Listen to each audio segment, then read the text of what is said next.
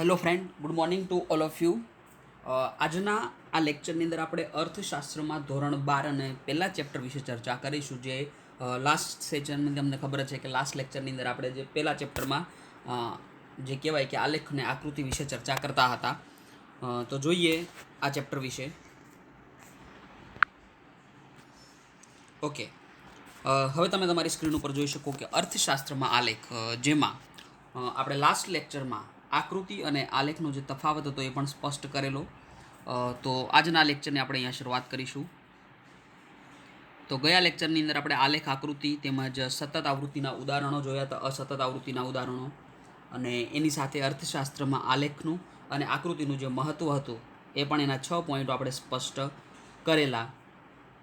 અને સાથે સાથે હવે જો આગળ વાત કરીએ આપણે મિત્રો, તો આકૃતિ અને આલેખ કે જે દોરતી વખતે જે ધ્યાનમાં રાખવા જેવી જે બાબતો હતી એ પણ આપણે મારા ખ્યાલથી કમ્પ્લીટ કરી લીધી હતી.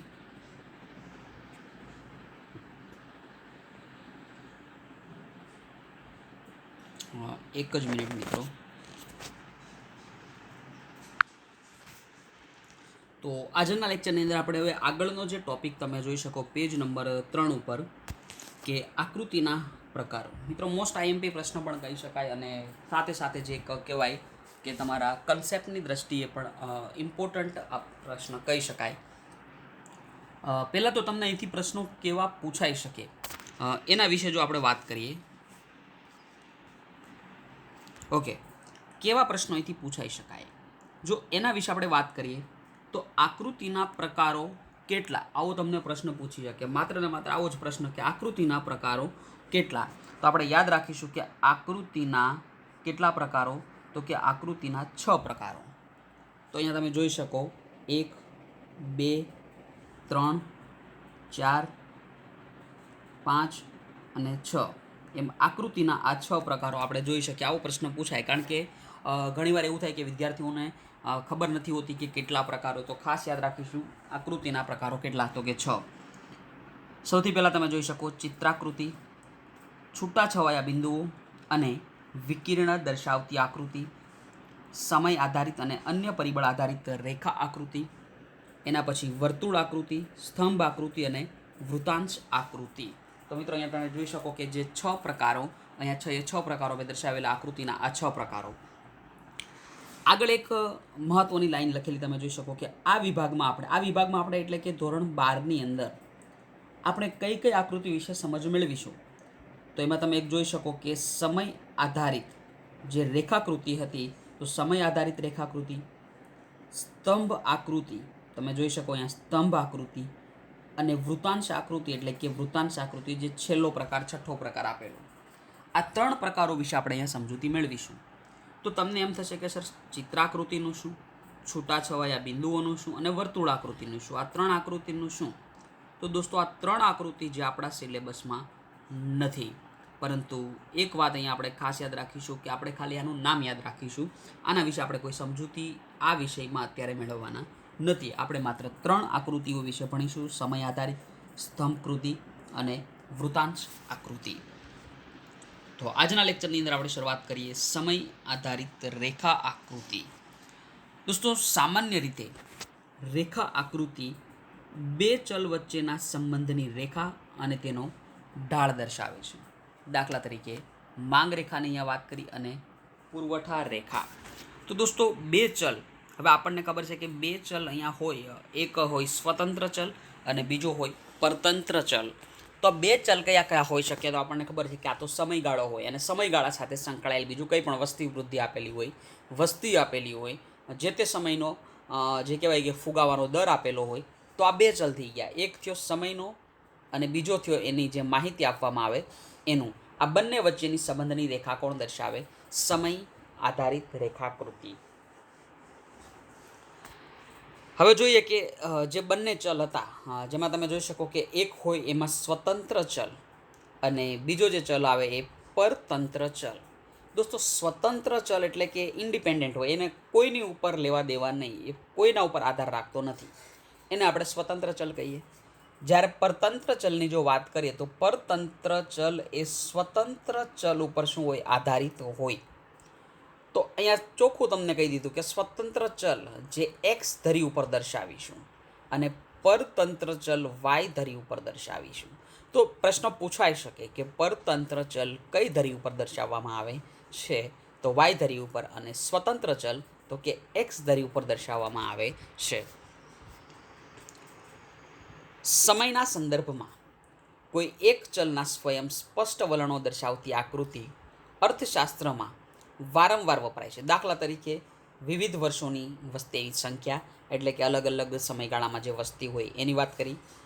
વિવિધ વર્ષોમાં ફુગાવાનો દર, વિવિધ વર્ષોમાં સાક્ષરતાનો દર વગેરે દર્શાવવામાં આવે. અને આ પ્રકારની આકૃતિને રેખા આકૃતિ કહી શકાય. હવે દોસ્તો આપણે અહીંયા રેખા આકૃતિ આપેલી એને જ સમજવાનો પ્રયત્ન કરીએ. ઉદાહરણ આપેલું એક, તો જેમાં તમે કોષ્ટકમાં જોઈ શકો કે ભારતમાં વસ્તી વૃદ્ધિની ટકાવારી અહીંયા આપેલી છે.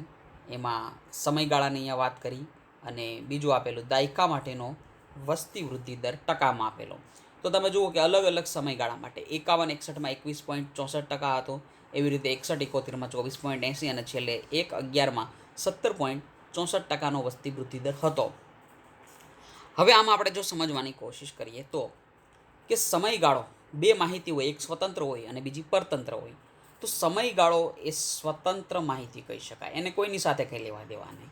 પરંતુ વસ્તી વૃદ્ધિ દર એ સમયગાળા ઉપર શું હોય, આધારિત હોય કે આ સમય માટે આટલી વસ્તીનો વૃદ્ધિ દર. તો મિત્રો જે સ્વતંત્ર ચલની માહિતી હોય એ એક્સ અક્ષ ઉપર આપેલી હોય તો તમે જોઈ શકો કે સમયગાળો એક્સ અક્ષ ઉપર, અને વસ્તી વૃદ્ધિ દર તમે અહીંયા જોઈ શકો કે વાય અક્ષ ઉપર આપેલું છે. હવે આકૃતિ તો સિમ્પલ જ છે. તમે જોઈ શકો કે જે પણ અહીંયા 21.64 હોય તો અહીંયા જે રીતે 21.64 સેટ થાય તો અહીંયા એક ડોટ મૂકવામાં આવે. 61-71માં 24.80 તો 24.80 ઉપર ડોટ, 71-81માં 24.66, એવી રીતે છેલ્લે 17.64.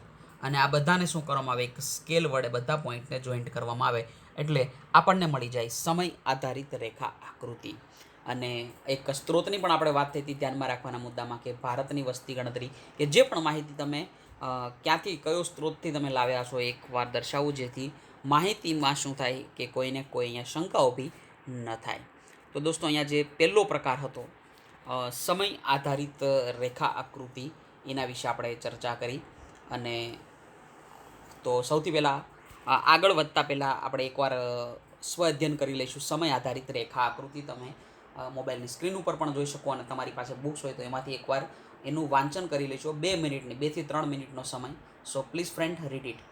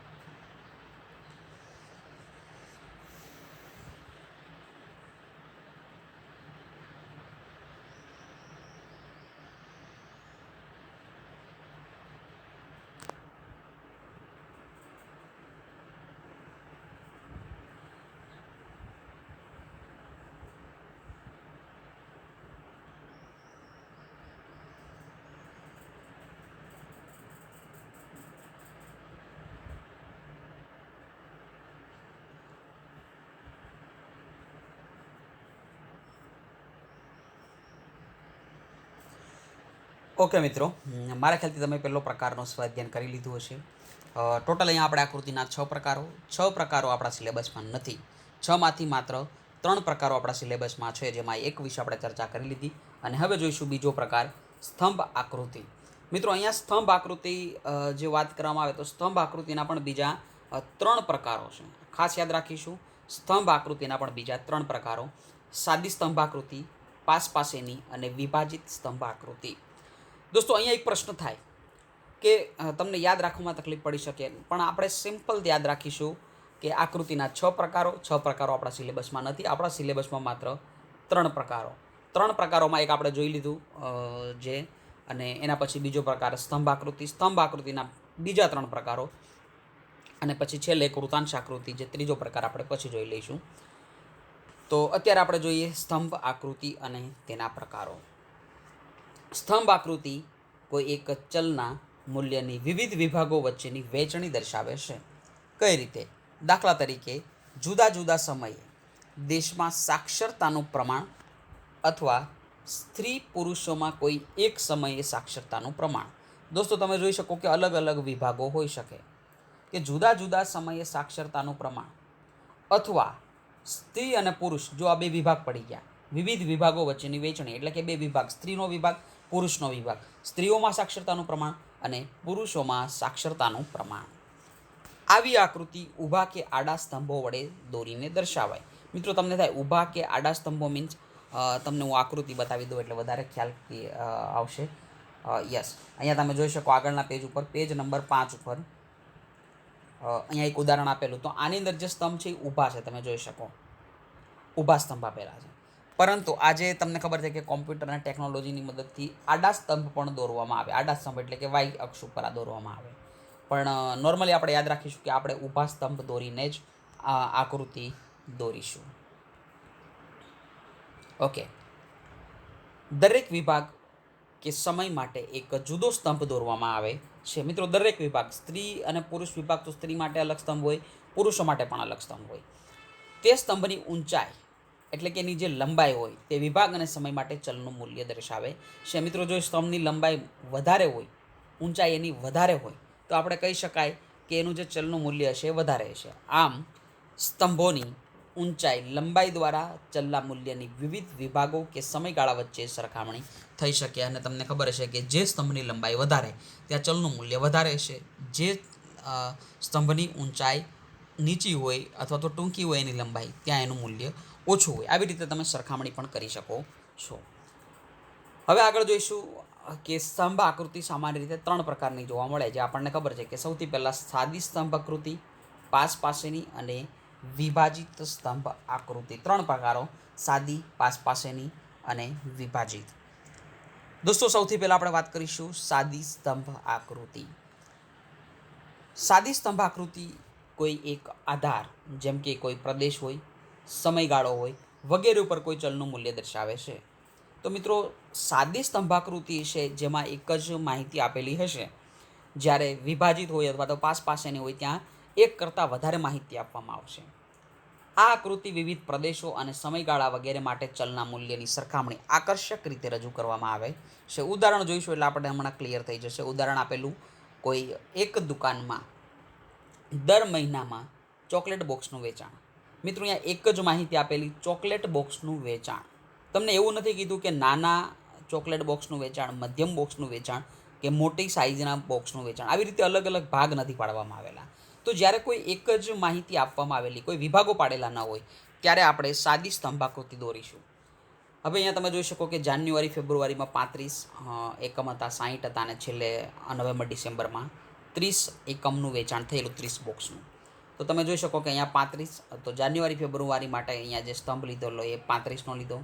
માર્ચ એપ્રિલ માટે જુઓ આ 60, તો 60 સુધી લેવાનો. અહીંયા સામે તમારે વાય અક્ષ ઉપર જોતું રહેવાનું વેચાણ.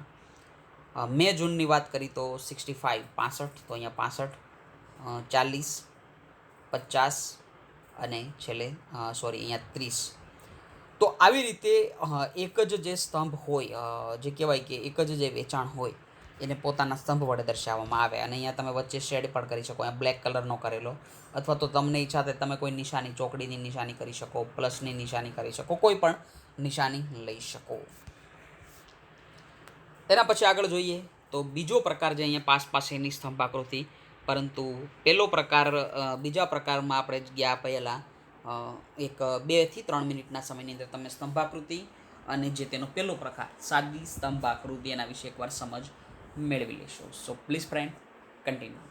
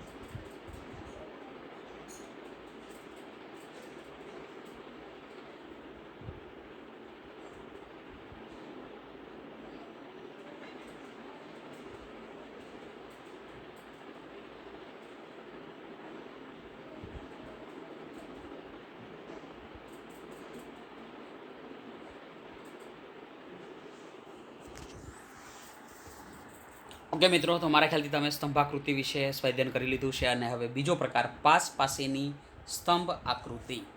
તો મિત્રો, પાસ પાસેની જો સ્તંભાકૃતિની આપણે વાત કરીએ, આ પ્રકારની આકૃતિમાં કોઈ એક આધાર ઉપર કોઈ એક ચલનું એક કરતાં વધુ વર્ગો માટેનું મૂલ્ય દર્શાવવામાં આવે. આપણે મિત્રો ત્યાં જોયું હતું કે એક આધાર ઉપર કોઈ એક ચલની માહિતી આપવામાં આવતી હતી, જ્યારે અહીંયા એક કરતાં વધુ વર્ગો માટે એટલે કે વધારે વિભાગોમાં માહિતી આપવામાં આવશે. સર, કઈ રીતે? ઉદાહરણ જોઈશું એટલે તમને સમજ પડી જશે. આથી આધારના દરેક મૂલ્ય ઉપર ચલના વિવિધ વર્ગોના મૂલ્યો દર્શાવતા જુદા જુદા સ્તંભો દોરવામાં આવે છે. સર, કઈ રીતે? તો વિવિધ વર્ગો એટલે કે એકથી વધારે જે વિભાગો આપેલા એ દરેક વિભાગ માટે આપણે અલગ અલગ જુદા જુદા સ્તંભો દોરીશું.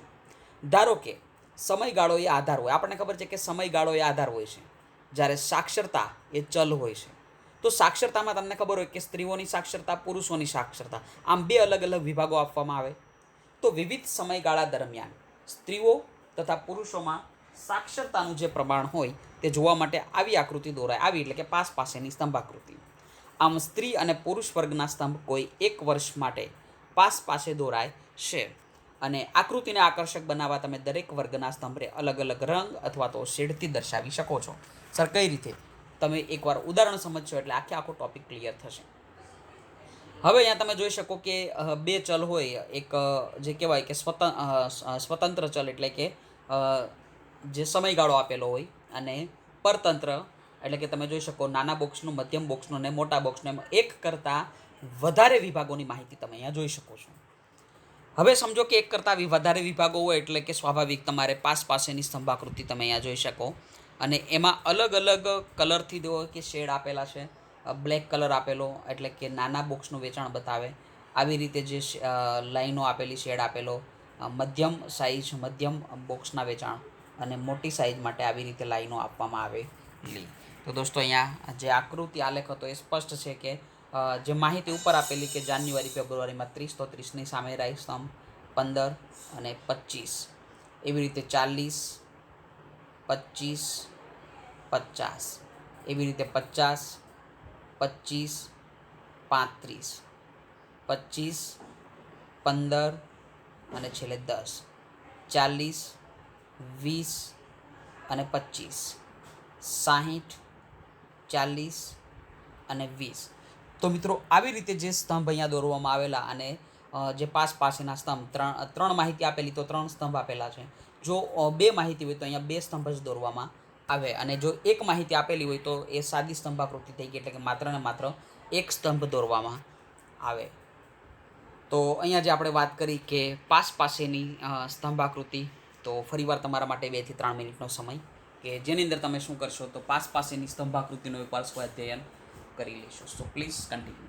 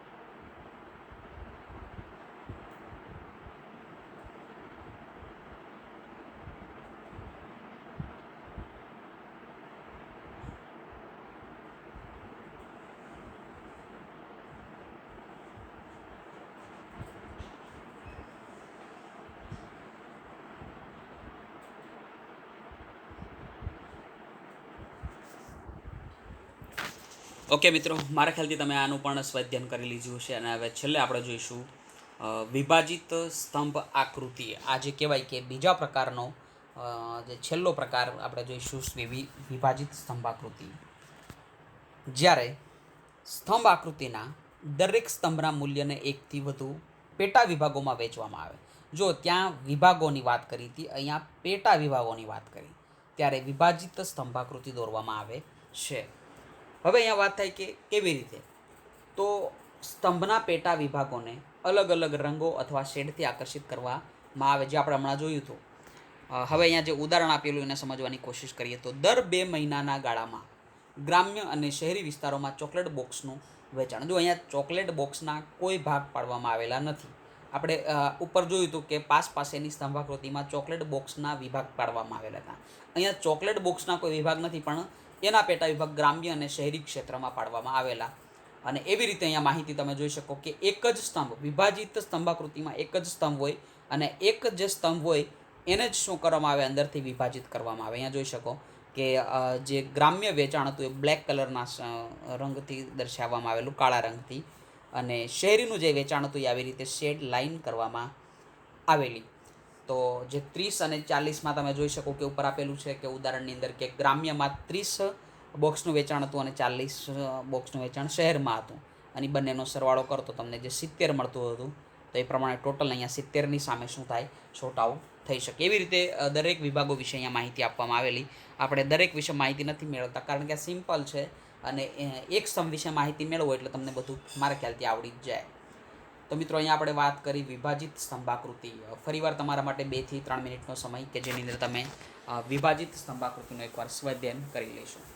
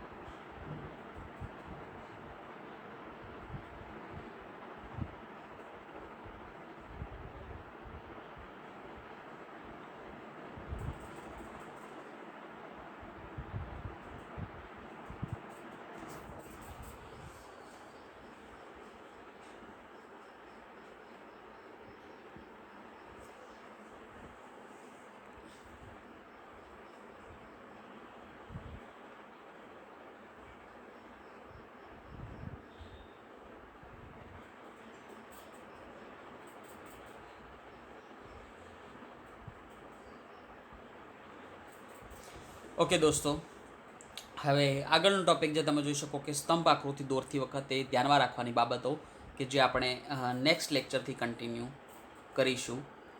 તો આજ સુધી આપણે અહીંયા સુધી રાખેલું. હવે જે કહેવાય કે વિભાજિત સ્તંભાકૃતિ અથવા તો કોઈ પણ સ્તંભાકૃતિ દોરતી વખતે ધ્યાનમાં રાખવાની બાબતો જે આપણે આગળના લેક્ચરથી કન્ટિન્યુ કરીશું, અને આજના લેક્ચરને આપણે અહીંયા સુધી રાખીએ. સો thanks to all of you friend. Take care and bye bye.